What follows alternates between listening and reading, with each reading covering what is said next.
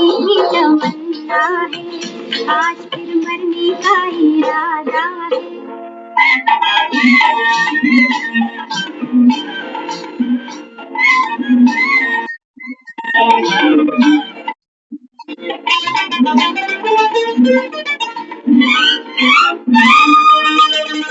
अपने ही बस में नहीं मैं, दिल है कहीं तो हूँ कहीं मैं, अपने ही बस में नहीं मैं, दिल है कहीं तो हूँ कहीं मैं, जाने क्या पापी मेरी जिंदगी, हंस कर कहा हा हा हा, आज फिर जीने की तमन्ना है, आज फिर मरने का इरादा है, आज फिर जीने की तमन्ना है, आज फिर मरने का इरादा है।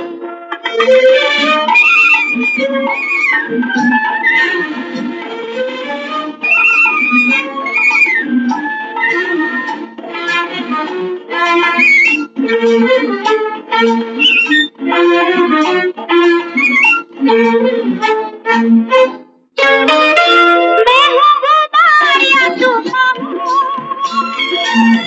कोई बताए मैं कहाँ हूँ, मैं हूँ गुबार या तूफान, कोई बताए मैं कहाँ हूँ, डर है सफर में कहीं खो न जाऊं मैं, रास्ता नया आज फिर जीने की तमन्ना है, आज फिर मरने का इरादा है, आज फिर जीने की तमन्ना है, आज फिर मरने का इरादा है।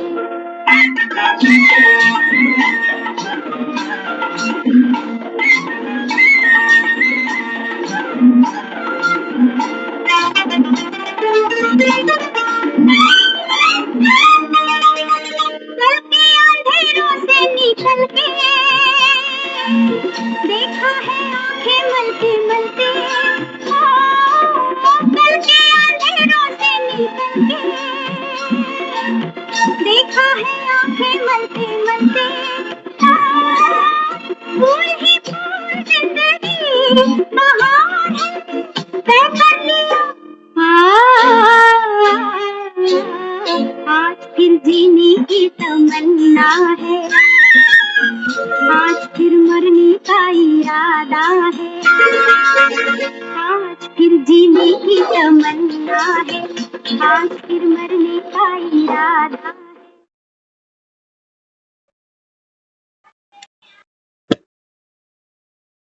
ओम शांति। ओम शांति दीदी। गीत बड़े छाट छाट के लाते हो आप दीदी। हाँ, देखो बाबा अपने बच्चों से इसी तरीके की एक्सपेक्टेशंस रखता है कि मेरे बच्चे अब ऐसा ही सुख का अनुभव करें। आज फिर जीने की तमन्ना है, आज फिर मरने का इरादा। दुनिया की तरफ देखो, जी तो रही है दुनिया, लेकिन मर मर के जी रही है और मरने से भी डर रहे हैं, तो ना जीते बन रहा है ना मरते बन रहा है। और बाबा हमको समझाते हैं कि बच्चे, जब आत्मा इस स्टेज पर आती है ना, कभी कभी हम कहते हैं आज तो मैं इतना खुश हूं ना, अब तो मैं मर भी जाऊं तो कोई गम नहीं। कहते हैं ना, कई बार कुछ ऐसी अचीवमेंट होती है लाइफ में, कुछ ऐसा सुख आता है, हम कहते हैं अब तो दुनिया से चले भी जाएं तो कोई गम नहीं, है ना। तो परमात्मा हमको यहाँ क्या समझाता है, वो कहता है कि बच्चे तेरी स्थिति ऐसी ही हो कि जीना मरना एक समान, क्योंकि आत्मा है, आत्मा थोड़ी मरती है, लेकिन जीना ऐसे कि तय कर लिया जिंदगी में फूल ही फूल है। तो गीत के बोल सुने ना, जीने की तमन्ना मरने का इरादा, ये है अतीन्द्रिय सुख। बाबा कहता है तुम्हारा जीवन अभी ऐसा होना चाहिए, जाने क्या खोकर मेरी जिंदगी ने हंसकर कहा आहा हा आहा हा। बाबा कहते हैं क्या खोया तुमने बाप का बनकर, सारी चिंताएं खोई, सारी परेशानियां खोई, सारी जिम्मेवारियां, बंधन, हर चीज को कहता है बाबा तुमने भस्म कर दिया। तो ये खोकर हंसकर मेरी जिंदगी ने कहा हा हा हा। हाँ, नहीं तो दुनिया में आहा हा तो नहीं निकलती, हाय हाय तो सबकी निकलती है। तो बाबा फिर आगे समझाता है कि कल के अंधेरों से निकल, कल के अंधेरे, अगर पीछे एक बार नजर दौड़ाएं, जब बाबा को नहीं जानते थे, स्वयं को नहीं जानते थे, तो हमारी जिंदगी में सिवाय अंधकार के कुछ भी नहीं था। दर्द था, पीड़ा थी, लेकिन कल के अंधेरों से निकल के, क्योंकि उसने हमको अज्ञान की नींद से जगा दिया। देखा है आंखें मलते मलते, कोई सोकर उठकर आता है ना तो आंखों को मलता है पहले, आंखें प्रॉपर खुलती नहीं है एकदम से। ऐसे ही बाबा कहता है जब तुम ज्ञान में आते हो ना तो पहले आंखें ही मलते रहते हो कि पता नहीं बात सच्ची है कि झूठी है, कि भगवान आ गया और वो भी मेरे लिए। भरोसा ही नहीं होता कि मेरे लिए भगवान आ गया। हम्म? तो बाबा कहता है बच्चे अब ये तय कर लो कि जिंदगी में फूल ही फूल है, तुम्हारी जिंदगी बहार है। ये बाबा कहता है निश्चय पक्का करो। तो इसी के साथ आज की मुरली लेते हैं। बाबा बच्चों से कहता है मीठे बच्चे, अभी बाप के बने हो खुशी में नाचने के लिए। तो बाबा कहता है बच्चे बाप के किस लिए बने? खुशी में नाचने के लिए ना, रोने के लिए थोड़ी। भक्ति में भी देखो, हम सब जब भक्ति करते थे, जागरण में, कीर्तन में कई बार नाचते थे। नाचते थे नहीं नाचते थे, आज भी दुनिया नाचती है। लेकिन वो नाचते नाचते रोना भी आता, क्योंकि अंदर से तो आत्मा दर्द में है। कुछ पल का, अल्पकाल का सुख हमको भक्ति ने दिया जरूर है, लेकिन अंदर की जो पीड़ा थी, जो पुकार थी, वो केवल एक बाप ने सुनी। हाँ, तो बाबा कहता है बच्चे अभी बाप के बने हो खुशी में नाचने के लिए, रोने के लिए नहीं। बाबा कहता है दुख के दिन तुम्हारे तो गए, अब तुम पीछे पलट के नहीं देखना। दुख की लहर यह भी रोना है। बाबा कहता है अगर जीवन में, क्योंकि बाबा कहता है ये तो बहती धारा है जीवन, कोई लहर कैसी आती है, कोई लहर कैसी आती है। तुमको बाबा कहता है सिर्फ इसको एंजॉय करना।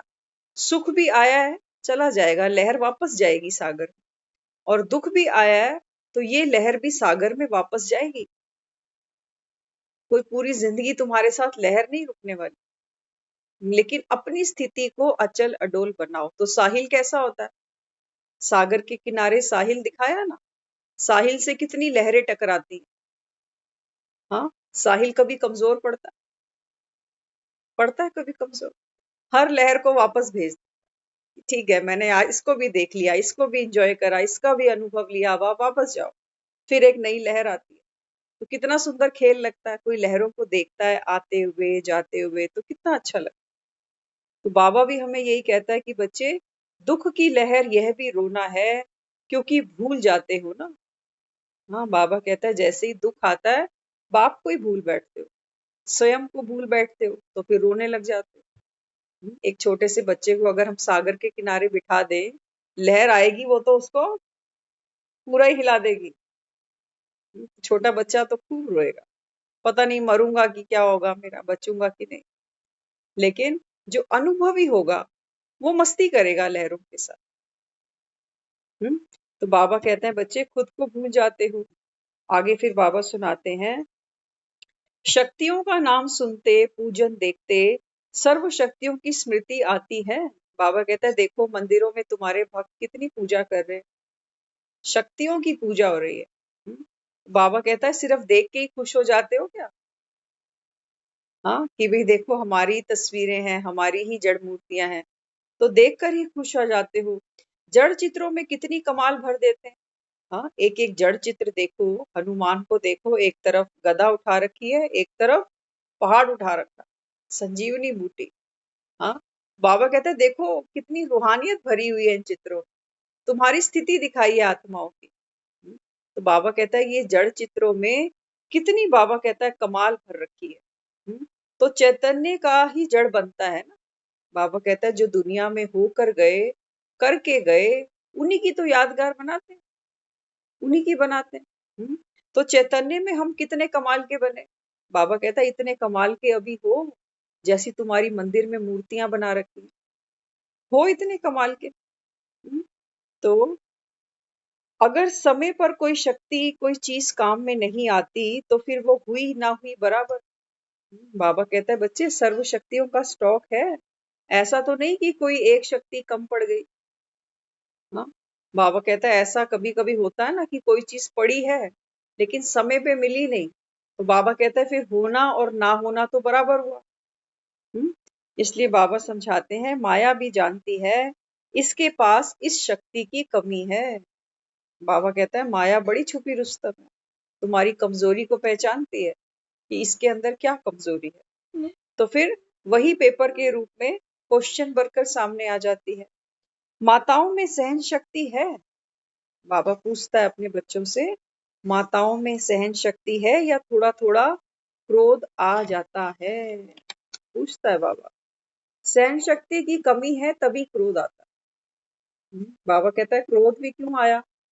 हाँ, क्योंकि बाबा कहता है सहन करने की ताकत नहीं है, तो सहन करने को भी शक्ति कहते हो ना। दुनिया तो सोचती है सहन करना माना कमजोर। तो इसलिए बाबा कहता है बच्चे सहन करने की शक्ति। क्रोध क्यों आया? क्योंकि सहन शक्ति कम है। जितनी होती है सहन शक्ति उतनी देर हम कंट्रोल कर लेते हैं, लेकिन जैसे ही सहन शक्ति हमारी खत्म हो जाती है तुरंत क्रोध आ जाता है, उजागर हो जाता है। तो बाबा कहता है तेरे को मेरे में बदलना यही ब्राह्मण जीवन है। अब बाबा कहता है बच्चे तेरे को मेरे में बदलो। भक्ति में खूब गाया तुमने, तेरा तुझको अर्पण क्या लागे मेरा। हाँ, तो बाबा कहता है अब चेक करो तुम्हारा है क्या क्या, तन मन धन ये तो है ही है। बाबा कहता है जिसको अपना समझते हो, और इसके अलावा मेरी जिम्मेवारियां, मेरा कर्तव्य, मेरा अधिकार, मेरे राइट्स, मेरी धन, मेरी प्रॉपर्टी, मेरे बच्चे, मेरे सास, मेरे ससुर, मेरा पति, मेरे बच्चे। बाबा कहता है कितनी लंबी लिस्ट है मेरे की, खत्म ही नहीं होने को आती। आज सुबह का आपको एक इंसिडेंट सुनाते हैं।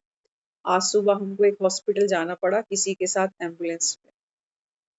तो जब उन्होंने उनके घर गए तो देखा वो बाथरूम के बाहर, क्योंकि अब उतना बॉडी में था नहीं कि उठ के बेड तक जा सके, तो बाथरूम के बाहर ही वो गिर गए जैसे जो भी। तो जब वहां गए तो हमने उनसे बात करनी चाहिए कि आप यहाँ कूलर रख दें, आपको एम्बुलेंस अभी आ रही है चलेंगे, लेकिन उन्होंने कोई और बात नहीं करी, तबीयत की बात नहीं। उन्होंने सबसे पहले जो हमसे बात करी ना, वो क्या करी कि आप अंदर जाओ, अंदर अलमारी को ताला लगा और चाबी यहाँ रख दे। तो बाबा जो सुनाता है ना वो हर समय टप टप टप होता है। बाबा कहता है बच्चे अंत समय जो तुझे याद आएगा ना, अंत मति सो गति।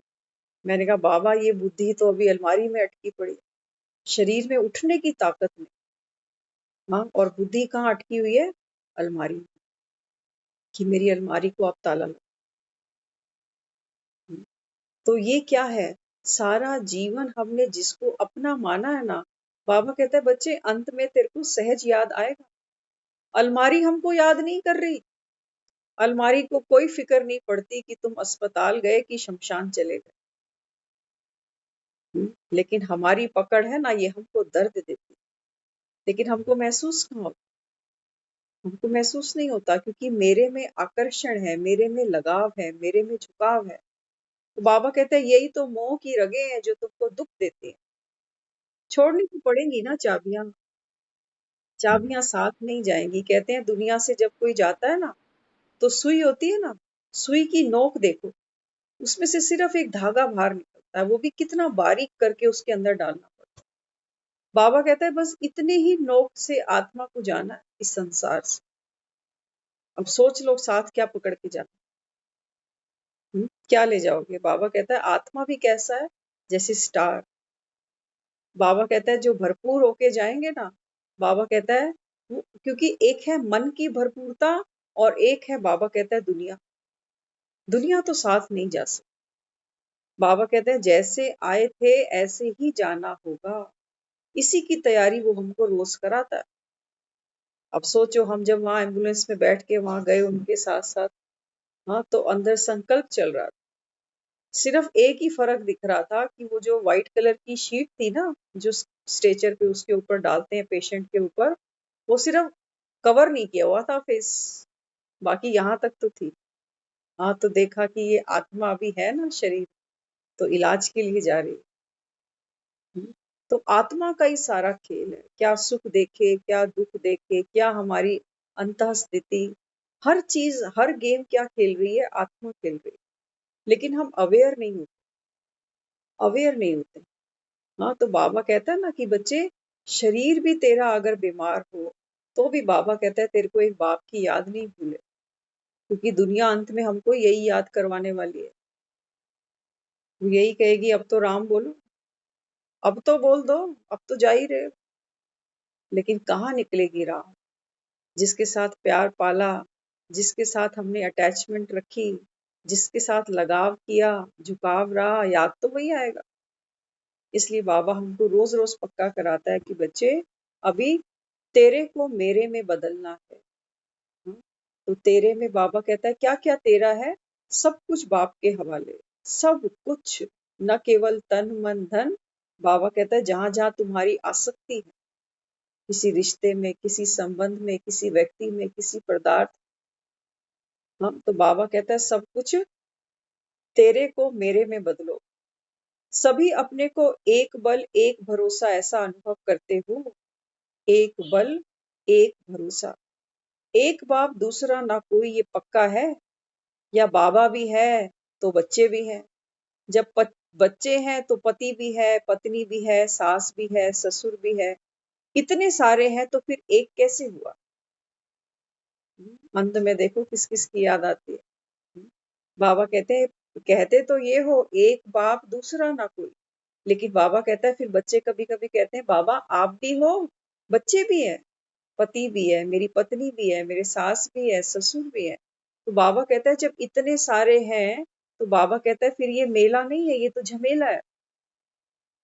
एक बाप की याद है तो ये मेला है, ये मंगल मिलन है। लेकिन बाबा कहता है एक से जब अनेक हो गए तो ये झमेला है, ये मेला नहीं है, ये सुख नहीं है। बाबा कहता है तो माया फिर क्या करती है, तुमको उलझा देती है।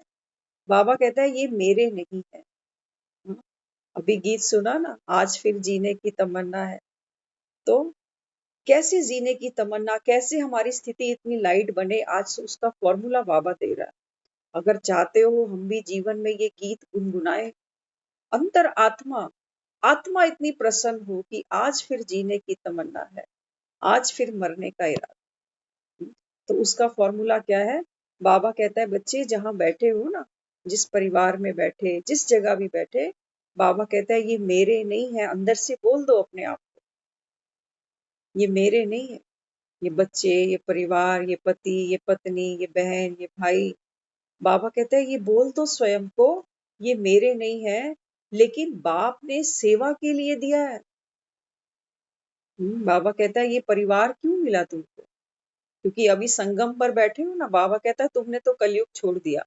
तो कलयुग छोड़ा माना मेरापन छोड़ा, और कोई कलयुग नहीं है। बाबा कहता है जहां मेरा है वहां दर्द है। दुनिया इतनी हॉस्पिटल में पड़ी है, हम थोड़ी किसी के पीछे भागते हैं, लेकिन हाँ अपना कोई पड़ा होता है तो हमको चैन नहीं पड़ता। अब बाबा हमको क्या समझाता है? बाबा कहता है बच्चे, ये जो भी परिवार आपको मिला, ये बाप ने मुझे सेवा के लिए दिया है। ऐसी दृष्टि वृत्ति रखने से एक ही याद रहेगा, चाहे कितने भी हो। बाबा कहता है फिर नंबर्स की तो बात ही नहीं है कि घर में 15 है कि 20 है कि 50 है। बाबा कहता है कितने भी हो, कोई भी हो, लेकिन जब बाप के बच्चे हैं और हमको सेवा के लिए आत्माएं मिली है, बाप ने सेवा अर्थ निमित्त बनाया है, घर में नहीं सेवा स्थान पर हो। बाबा कहता है ये तुम्हारा घर नहीं है, तुम्हारा घर मैंने तुमको दिखा दिया है। ये तुम्हारा घर नहीं, बाबा कहता है ये तुम्हारा सेवा स्थान है, जहां पर तुमको अपने कर्म करने हैं। और कर्मों का खाता बाबा कहता है तुमको अपना सुंदर बनाना, रजिस्टर खराब नहीं करना। तो बाबा कहता है बच्चे ये तेरी कर्म भूमि है, इसको घर मत मानना। कर्म भूमि में कोई सोता नहीं, कुरुक्षेत्र में कोई सोता नहीं। हाँ, तो बाबा कहता है ये जो घर मिला, ये घर नहीं, ये सेवा केंद्र है। मेरा सब तेरा हो गया, शरीर भी मेरा नहीं। बाबा कहता है तुम्हारा ये जो शरीर है, ये भी बाबा कहता है मेरी दी हुई अमानत है। तो बाबा कहता है जब मेरा नहीं है तो फिर बॉडी कॉन्शियस कैसे हो जाते हो? कहते हो ना तन मन धन सब तेरा। तो बाबा कहता है बच्चे तुमने तन भी मुझको समर्पित कर दिया तो फिर बॉडी कॉन्शियस तो हो ही नहीं सकती। फिर क्यों कहते हो बीच बीच में हम बॉडी कॉन्शियस हो जाते हैं? इसका मतलब दिया हुआ दान हम वापस ले लेते। दान में दे दी चीज लेकिन फिर वापस ले आते। तो इसलिए बाबा कहते हैं बच्चे मेरे में ही आकर्षण होती है। जब मेरा समाप्त हो जाता है तो मन और बुद्धि अपनी तरफ खींच नहीं सकती। अब देखो अमरनाथ में कल परसों बताया, खबर आई कि बादल फटने से कितने लोग चले। था कोई हमारा, हमारे लिए खबर थी, आई और गई। लेकिन जिनके गए वो भूलेंगे कभी? कभी नहीं भूलेंगे। हाँ, इसलिए बाबा हमको समझाता है कि बच्चे मेरे में ही आकर्षण है। जब मेरा समाप्त होता है तो मन और बुद्धि फिर अपनी तरफ खींच नहीं सकते। बार बार चेक करो कि तेरा मेरा तो नहीं बन गया। बाबा कहता है जो तुमने बाप को दिया फिर से कहीं मेरा समझ के तो नहीं इसको अपना लिया। पराई चीज होती है ना, तो पराई चीज अमानत के जैसे यूज की जाती है। आपके घर से कोई मिक्सी ले जाए, कोई प्रेस ले जाए 2 घंटे के लिए, 4 घंटे के लिए, अगर ठीक वापस नहीं करे तो आप क्या कहोगे कि मैंने तो जल्दी प्रेस दी थी आपको, आपने कैसे खराब कर दी है? तो अमानत कैसे रखी जाती है? बहुत ख्याल से रखी जाती है कि खराब नहीं हो किसी की चीज। बाबा कहता है कि तेरा तन, ये तेरा मन, ये तेरा धन सब कुछ मेरा है ना। तो बाबा कहता है अपना कैसे समझ लिया आप? कभी भी सो जाते हो, कभी भी मन करता है मुरली सुन ली, मन करा छोड़ दिया। बाबा कहता है तन मेरा अमानत है। किस लिए मिली? बाबा कहता है सेवा के लिए। तुम्हारा बाबा कहता है ये योगी जीवन है, भोगी जीवन नहीं है। अभी दुनिया करेगी भोग, बाबा कहता है उनको करने दो। लेकिन तुम बच्चे, बाबा कहता है योगी हो, तपस्वी हो। तुमको बाबा कहता है अलबेलापन आलस से शोभता नहीं है। मंदिरों में ऐसी पूजा नहीं हो रही देवी देवताओं। तो इसलिए बाबा हमको कहता है कि बच्चे बोझ देना सहज होता है या लेना? पूछता है बाबा बच्चों से, कितनी छोटी छोटी बातें कितने प्यार से पूछता है। बाबा कहता है किसी से बोझ लेना आसान है या अपना बोझ किसी को देना आसान? क्या कहते हो? बाबा तो यही समझाता है कि बोझ देने में कोई आसान समझते हैं ना, कि चलो मेरे सर से ये बोझ उतरा, कहते हैं ना। अब सर पे कोई बोझ थोड़ी दिख रहा है, लेकिन सर पे तो वाकई कितना बोझ है। बाबा कहता है दे दे मुझे, मांग रहा हूं तुझसे। लेकिन बाबा कहता है बच्चे ऐसे हैं, बोझ को भी अपना बना रखा है कि मेरा। अंत में बाबा कहता है उठाने के लिए भी तेरे को 4 लोग चाहिए, तू अपना शरीर भी नहीं उठा सके तो, क्योंकि आत्मा तो निकल गई। अब बाबा कहता है ये मिट्टी है, मिट्टी को उठाने के लिए मिट्टी ही योगदान देती है। तो इसलिए बाबा हमको समझाते हैं बच्चे, तो अभी एक बल एक भरोसा, बस एक ही एक। बाबा कहता है बस एक ही पहाड़ा पक्का कर लो, एक बाप दूसरा ना कोई। या बाबा कहता है कोई है जो भगवान से भी ऊपर तुम समझते हो? पैसा समझते हो भगवान से ऊपर? कोई संबंध है जो भगवान से ऊपर है? कुछ बाबा कहता है तो मुझे भी बताओ। लेकिन भगवान से ऊपर कुछ नहीं है, ये हम सब जानते हैं। हाँ, तो इसलिए बाबा कहते हैं बच्चे एक बल एक भरोसा। पूज्य आत्मा कभी भी किसी भी वस्तु के पीछे, व्यक्ति के पीछे झुकती नहीं। झुकती नहीं माना प्रभावित नहीं होती। बाबा कहते हैं जो पूजनीय आत्माएं मंदिरों में जाते हो, दर्शन करते हो, है ना, कितने कितने घंटे भगत लाइनों में लग, किस लिए? वो पूजनीय क्यों बनी? ऐसा क्या संस्कार है उसके अंदर? बाबा कहता है बच्चे पूजनीय वो इसलिए बनी, उसका ये संस्कार है, वो किसी भी व्यक्ति वैभव के प्रति प्रभावित नहीं हो सकती। कोई सुख देख के मन ललचाएगा नहीं कि हाय मेरे पास क्यों नहीं है। बाबा कहता है वो है पूजनीय आत्मा, जिसकी दुनिया में कहीं आंख नहीं डूब सकती सिवाय एक बाप के।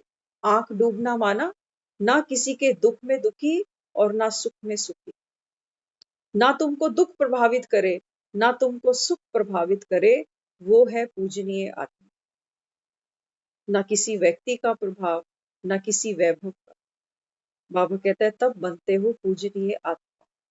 हम्म, तो बाबा कहता है देखो जो पूजनीय बनती है ना उसका किसी में कोई आसक्ति नहीं, कोई आकर्षण नहीं, कोई झुकाव नहीं, लगाव नहीं। हाँ, लेकिन बाबा यहाँ समझाता है फिर भक्त आत्माएं भी क्या करती हैं। बाबा कहता है देखो भक्त आत्माएं अपने इष्ट के सामने बढ़िया बढ़िया पकवान, बढ़िया बढ़िया भोग लगाती हैं, बढ़िया बढ़िया उनको वस्त्र पहनाती हैं, है ना, सुंदर सुंदर आलीशान मंदिर बनवाती हैं। क्यों? क्योंकि उनका किसी भी चीज में कोई आकर्षण नहीं है। इसलिए दुनिया में कहते हैं जब पैसे के पीछे भागो तो पैसा नहीं आता, जब रुक जाओ तो पैसा भी आता। बाबा कहता है बच्चे जब यहाँ से आत्मा अचल अडोल स्थिर होती है तब बाबा कहता है जितना भी, क्योंकि आकर्षण नहीं है ना अभी अंदर, तो बाबा कहता है फिर ये दुनिया के पदार्थ तो कुछ भी नहीं। बाबा कहते हैं तुम्हारे भगत ला ला के तुम्हारे चरणों में रखते हैं।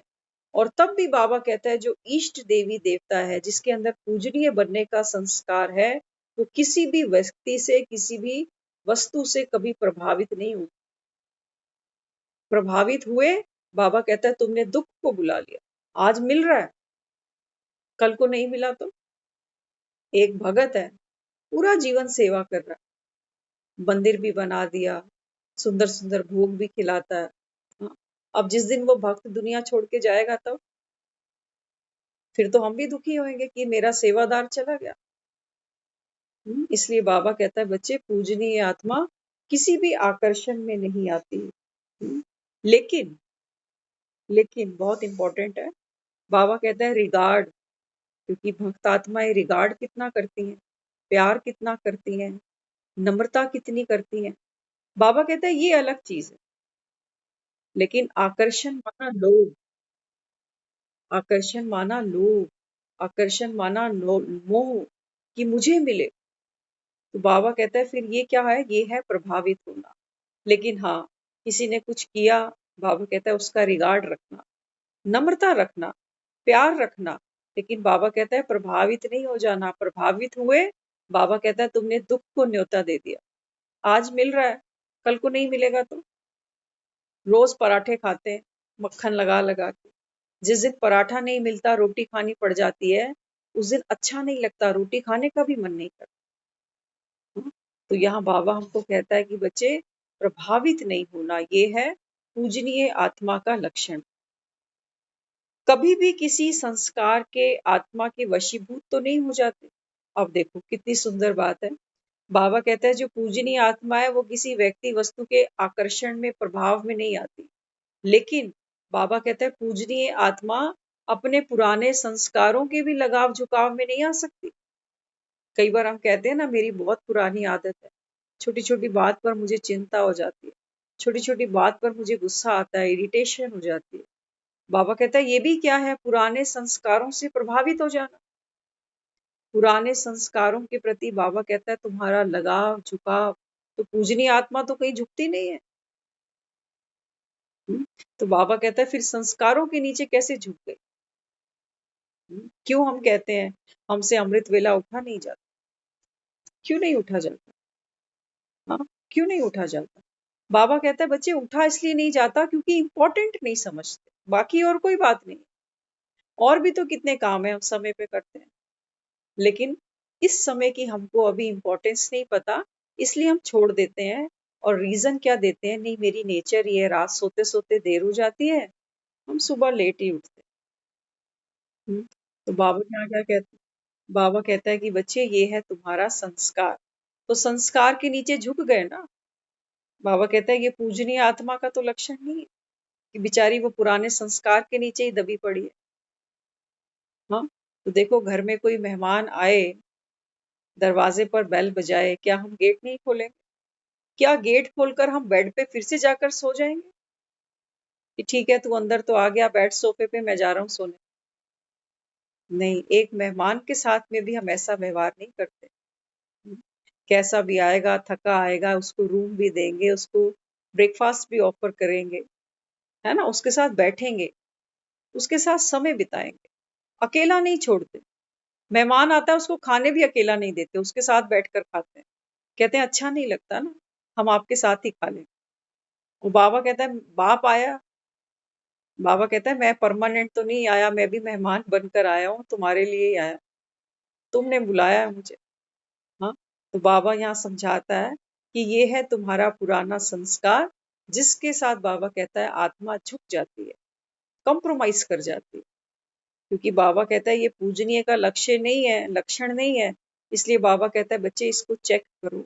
ऐसी कितनी बातें हैं जो हम सोचते हैं नहीं मेरी ये पुरानी आदत ही है, मैं कर ही नहीं सकता इसको। तो बाबा कहता है कई बच्चे फिर क्या करते हैं, जबरदस्ती उठ के बैठ भी जाते हैं कि है इतना दिन से बाबा रोज टॉर्चर कर रहा है, चलो उठ ही जाते हैं 4 बजे। हाँ, अब उठकर बैठ भी गए, लेकिन फिर से वो झपकी आ रही नींद की। बाबा कहता है तेरे भक्त भी यही करेंगे, तेरे को मंदिर में लाके बिठा तो देंगे, मूर्ति तो रख देंगे, लेकिन कई बार आप देखते हो भक्तों को भी नींद आने लगती है, भक्तों को भी उबासी आने लगती है। क्यों उबासी आई? क्योंकि मुरली क्लास में हमने उबासी ली। उबासी आती कब है? जब हम बोरियत फील करते हैं। कभी भी देखना कोई ऐसी चीज जो सामने चल रही है, चाहे टीवी पे या फेस टू फेस, जो बहुत एक्साइटमेंट से भरी है, इंडिया पाकिस्तान का आखिरी ओवर ही चल रहा है, आएगी किसी को उबासी? नहीं आ सकती। हम पैसा खर्च करके कहीं घूमने जाते हैं, वहां आएगी उबासी? नहीं, कहेंगे 2 दिन का ही टूर है, सब कुछ घूमना है, घर जाके आराम कर लेंगे, घूम ले अभी तो। तो यहाँ क्या है, बाबा कहते हैं बच्चे जहां आपका इंटरेस्ट होता है ना, वहां कभी भी तुमको उबासी नहीं आती, वहां कभी झपकी नहीं आती। लेकिन इंटरेस्ट नहीं होता, हम फिर भी बैठते हैं, क्योंकि हमारे अंदर ही पुराने संस्कार हैं, क्योंकि हमने सुना है कि भगवान का जहां पर भी कोई कीर्तन हो, सत्संग हो, बैठ जाओ, पुण्य मिल जाएगा। बाबा कहता है बच्चे सिर्फ सुनने से पुण्य नहीं है, अभी अब जाग जाओ। तो बाबा कहता है सुनने के साथ साथ तुमको जीवन में धारणा भी करनी पड़ेगी।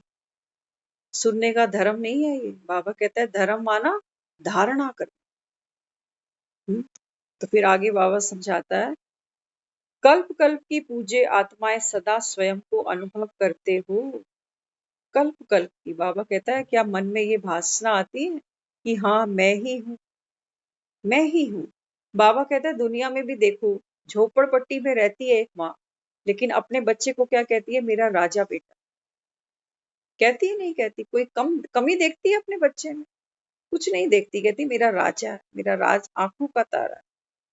तो बाबा कहता है बच्चे मैं भगवान, मैं फिर तुमको क्या देखूं, कम से कम देवी देवता तो देखूंगा तुम्हें, इससे कम तो बाबा कहता है मैं किसी को नहीं देखता।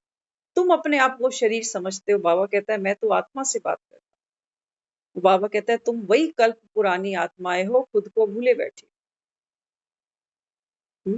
तो आगे फिर बाबा समझाता है ब्राह्मण जीवन का मजा जीवन मुक्त स्थिति में है, न्यारा अर्थात मुक्त। बाबा कहता है आपका जीवन अभी कैसा होना चाहिए? बाबा कहता है हर बंधन से न्यारे बनो, जियो, मौज से जियो। बाबा कहता है फिक्रों से फारिग होकर जियो।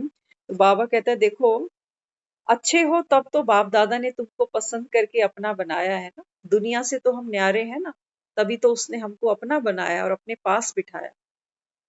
नहीं तो दुनिया में तो देखो कितने लोग हैं, क्या क्या कर रहे हैं इस समय। हाँ, क्या क्या कर रहे हैं। तो बाबा कहते हैं कि बच्चे बाप को पसंद हो, तभी बाप ने अपना बनाया है।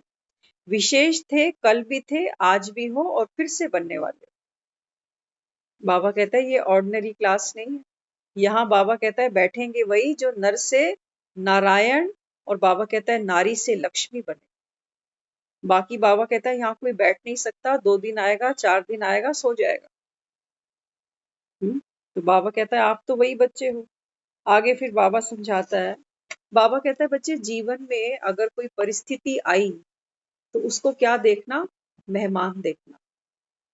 कोई भी परिस्थिति आई, क्योंकि परिस्थितियां तो बहुत आती हैं जीवन में, कुछ ऐसी हैं अवांछनीय जो कभी हमने चाही भी नहीं, और कुछ ऐसी हैं अनएक्सपेक्टेड जो कभी हमने सोची भी नहीं। तो बाबा कहता है जब भी कोई परिस्थिति आए ना, उसको मेहमान समझो। मेहमान कितने दिन के लिए आता है? 2 दिन, 4 दिन, 10 दिन, 15 दिन, एक दिन तो जाता है ना। हाँ, तो बाबा कहता है कि परिस्थिति आई है, ये जाएगी, लेकिन बाबा कहता है उस मेहमान का क्या करें जो मेहमान घर में आए। सोचो हमारे घर कोई मेहमान रहने के लिए आया, 2 दिन के लिए, 4 दिन के लिए। अब हमारे घर में कुछ कुछ ऐसी चीजें पड़ी थी वैल्यूएबल, जो उसने अपने बैग में डाल ली। हम्म? कहीं हमारे कहीं हमारी कोई इंपॉर्टेंट चीज पड़ी है और मेहमान ने चुपके से अपने बैग में डाली, क्या करेंगे ऐसे मेहमान का? हाँ, बाबा कहते हैं बच्चे, माया ऐसी मेहमान बनकर आती है, तुमको पता भी नहीं चलता। मेहमान बनकर आती है और तुम्हारी खुशी, बाबा कहता है, अपने साथ ले जाती है। चीज तुम्हारी है क्योंकि बाप ने दी है ना, बाप से तुमको वर्षा मिला है खुशी का। और बाबा कहता है जब परिस्थिति आती है मेहमान बनकर, तो बाबा कहता है फिर साथ में तुम्हारी खुशी भी ले जाती है चुरा कर। तो बाबा कहता है अपनी चीजों के प्रति तो अलर्ट रहो। अलर्ट रहो। बाबा कहता है कुछ मेहमान है, क्योंकि कलयुग है ना अभी, तो इसलिए दुनिया में लोग क्या कहते हैं, किसी की नजर ना लगे। आज दुनिया में लोग अपनी इनकम बताते हुए, बैंक बैलेंस बताते हुए भी श्योर नहीं होते कि सामने वाला खुश होगा कि नहीं होगा। तो कहते हैं किसी की नजर नहीं लगे। बाबा कहते हैं परिस्थिति आई है जाने के लिए, मेहमान है, लेकिन बाबा कहते हैं तुम्हारी किसी चीज पे हाथ साफ ना करेंगे। चेक करते रहना बीच बीच में कि परिस्थिति आई, कहीं मेरे मन की चोरी तो नहीं हो गई, मेरी खुशी तो नहीं लेके गई साथ, मेरी संतुष्टता तो साथ नहीं ले गई, मेरी शक्ति तो साथ नहीं ले गई। तो बाबा कहता है बच्चे, ये सूक्ष्म चेकिंग आपको करनी है। मेहमान तो आया है, कोई चीज दिल को छू जाएगी तो लेके जाने की कोशिश करेगा। कई बार होता है ना, कुछ मेहमान आते हैं, कहते हैं आपके घर में ये चीज बहुत अच्छी है, तो हम कई बार बहुत उदार होकर कहते हैं अच्छा आप ले जाओ, कहते हैं आप ले जाओ। लेकिन बाबा कहता है ठीक है, स्थूल चीज तो दे दो, लेकिन बाबा कहता है अपनी प्रॉपर्टी, बाबा कहता है कोई नहीं देता, कोई नहीं देता। बाबा कहता है ये तुम्हारी है। इस पर बाबा कहता है सिर्फ तुम्हारा हक है, क्योंकि तुम पुरुषार्थ कर रहे हो। तो पुरुषार्थ हम करें और मौज कोई और ले। हाँ, बाबा कहता है माया को इतना चांस नहीं देना, माया को समझना। बाबा कहता है बाप जो है, जैसा है उसको पहचानो। और बाबा कहता है माया भी जैसी जिस रूप में आती है ना, उसको भी बाबा कहता है बच्चे समझदार बनकर पहचानो कि कैसे माया आई है, कहीं मुझे ठग कर तो नहीं जाएगी। माया तो आएगी, बैठे हैं दुनिया में, ये माया नगरी है, ये मृत्यु लोक है जहां हम सब बैठे हुए हैं। तो माया तो आएगी, खेलना तो पड़ेगा। खिलाड़ी खेलेगा नहीं तो विजेता कहाँ से कोई घोषित करने वाला है? अर्जुन खड़ा है और सामने कौरव सेना ही नहीं है, तो कौन सी महाभारत जीत के दिखाएगा? इसलिए बाबा कहता है बच्चे, कौरव सेना माना, बाबा कहता है ये तुम्हारे ही आसुरी संस्कार। तो बाबा कहता है इन्हीं पर तुमको विजय प्राप्त करनी है। तो देखो हमारे अंदर कौन कौन से संस्कार हैं, बाबा हमको क्या श्रीमत देता है और हम सारा दिन क्या करते हैं। बाबा सबसे पहली श्रीमत देता है कि बच्चे रात को समय पे सो जाओ, सब फिक्रे बाप को दे दो, लाइट होकर सो जाओ जैसे बच्चा सो जाता है। तो बाबा कहता है जब तुम्हारी स्थिति ऐसी होगी, तो सुबह बाबा कहता है जब नींद खुलेगी तो एकदम बाबा कहता है फ्रेश, क्योंकि कोई मन पर बोझ नहीं है, तनाव नहीं है, लाइट उठो, तन भी लाइट होगा, मन भी लाइट होगा। तो बाबा कहते हैं जब लाइट बनते हो तो फिर कौन सा गीत गाते हो? आज फिर जीने की तमन्ना है। मन भारी होता है तो फिर कहता है आज तो मरने की तमन्ना है, अब जीने की तमन्ना खत्म। इसलिए बाबा कहता है बच्चे, मन के ऊपर काम करना है आप। मन ही बाबा कहता है सबसे सूक्ष्म शक्ति है जो निरंतर बहती जा रही है। इसके ऊपर बाबा कहता है आपको साक्षी बनना पड़ेगा। ये है वो मन अंदर, जिसको हम कहते थे मंदिर। पुराने लोग मंदिर को मंदिर बोलते थे, हम मंदिर जा रहे हैं। अब देखो मन अंदर, ये दो शब्द को अगर जोड़ दें तो ये मंदिर बन जाता। अपने मन के अंदर जाना माना स्वयं के विचारों को देखो, कैसा है मेरा मंदिर। दुनिया में तो हमने बड़े आलीशान मंदिर बनाए, मार्बल के बनवाए, हाँ, लेकिन बाबा कहता है बच्चे अपने मन को चेक करो, मन की फाउंडेशन चेक करो कि ये जो मन का मेरा मंदिर है, इसका फाउंडेशन क्या है। तो बाबा कहता है फिर तुमको पता चलेगा फाउंडेशन क्या, इच्छाएं तो नहीं है। लोग तो मंदिर इसीलिए ही बनवाते हैं, कहते हैं मनोकामना पूर्ण मंदिर, ऐसे ही नाम रखते हैं ना मंदिरों के, मनसा पूर्ण मंदिर। बाबा कहता है उन मंदिरों की नींव भी यही है, लेकिन बाबा कहता है तुम्हारे मंदिर की नींव क्या होनी चाहिए? संतुष्टता परमो धर्मः। बाबा कहते हैं ये आपके मंदिर की नींव होनी चाहिए। और मंदिर में देखो लोग रोज जाकर बुहारी लगाते, झाड़ू लगाते हैं, कहते हैं मंदिर में सेवा करेंगे भाग्य बनेगा। बाबा कहता है बच्चे यहाँ पर झाड़ू लगानी थी। हाँ, और बाबा कहता है झाड़ू कौन सी थी? बाप की श्रीमत की झाड़ू यहाँ रोज लगानी। तो बाबा कहता है जब बाप की श्रीमत की झाड़ू लगी माना नए संस्कार हमने ग्रहण कर ली, और जो पुरानी धूल थी, पुराना कचरा था, पुरानी स्मृतियां थी, वो सब हमने धूल भार फेंक दी। ये है मन की सफाई, और इसको हमको रोज करना पड़ेगा। हम अपना घर रोज साफ करते हैं नहीं करते? खुद नहीं कर सकते तो मेड को बुला लेते हैं कि आओ करो। गंदे घर में बैठना किसी को अच्छा नहीं लगता। और हमारा मन, आत्मा इसमें जन्मों जन्मों से बैठी है कचरे के अंदर, अंधेरा है, ना लाइट है, ना वेंटिलेशन है, दुखी हो गई बैठ बैठ के। जैसे काल कोठरी में बैठता है ना कोई काला पानी ना। तो बाबा कहता है बच्चे अब ये ज्ञान की लाइट मैं दे रहा हूं इसको। अब बाबा कहता है सारा पुरुषार्थ तुझे ही करना, क्योंकि मंदिर तेरा है, चैतन्य देवी भी तू स्वयं ही आत्मा। तो बाबा कहता है अब यही तुम्हारा पुरुषार्थ है। दुनिया में लोग मंदिर बनाते हैं भक्तों के लिए, लेकिन बाबा कहता है तू चैतन्य मूर्त बन, चैतन्य शक्ति में आत्मा। तो बाबा कहता है आत्मा इस शरीर रूपी देह में रह रही है, तो हमारी देह कैसी होनी चाहिए? भक्त भी जब भगवान के मंदिर जाते हैं ना, तो बेचारे 2 लोटे तो सर पे डाल के जाते हैं, कहते हैं नहा के मंदिर जाएंगे। बिना नहाए मंदिर नहीं जाते, पाप समझते। हाँ, तो बाबा कहता है कि बच्चे जब आप भी स्वयं की स्मृति करो, तो बाबा कहता है 2 लोटे जल ज्ञान के डाल के बैठा करो। दुनिया में भी लोग कहते हैं ना भोलेनाथ को जाकर जल चढ़ाते हैं, कांवड़ लेने जाते हैं कहाँ कहाँ पर। हाँ, तो बाबा हमको समझाता है। बाबा कहता है बच्चे, बच्चा बाप को नहलाएगा कि जो बाप है वो बच्चे को नहलाएगा? क्या कायदा कहता है? छोटे बच्चे आते हैं घर में तो पिता नहलाता है उसको। बाबा कहता है तेरी आत्मा मैली है, मैं तो एवर प्योर हूं, तुम मुझे ही आकर नहलाते हो। तो बाबा कहता है सच्ची सच्ची शिवरात्रि मनाओ, बाप आए हैं तुम आत्माओं का स्नान कराने के लिए। 1 लोटा जल सब तेरे दुखों का हल। बाबा कहता है लेकिन 1 लोटे जल के लिए 1 घंटा तो तुझे बैठना पड़ेगा।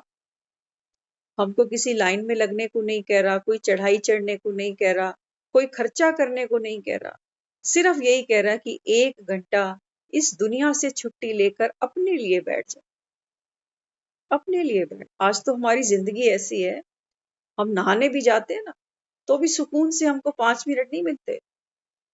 कहीं पर फोन बज रहा है, फिर कहीं आवाज आ रही है, फिर ये करना, फिर वो करना। आज हमारी लाइफ इतनी फास्ट हो गई।